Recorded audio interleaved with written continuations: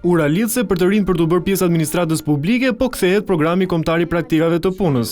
Në takimin përmbyllës të kësaj thirrje, kreu i qeverisë theksoi se shteti ka nevojë më shumë se kurrë për aftësitë dhe energjinë e të rinjve. Jam bërë realisht një besimtar i fortë i këtij programi. Dhe keni parasysh që ky program ka punësuar në mënyrë përfundimtare në administratën e shtetit rreth 1600 persona. Po të kesh parasysh që administrata publike në vetvete është një trup jo shumë e madhe. Kreu i qeverisë paralajmëroi dhe ndryshime në legjislacionin e administratës publike, që pritet të krijojë më shumë mundësi për të rinjt për të bërë pjesë institucioneve dhe kompanive shtetërore.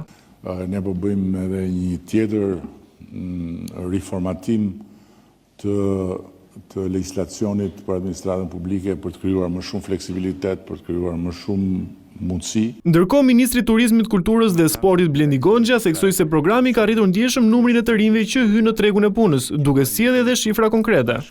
Përmes programit kombëtar të praktikave të punës, nuk po hyn thjesht emra të ri në listë pagesa, po hyn një mendësiere. 600 praktikantë përfituan nga ky program për vitin 2025, duke zgjedhur të japin kontributin e tyre real. Për herë të parë në vitin 2025, puna juaj u çmua edhe financiarisht, si një certifikat e parë, pse jo dinjiteti.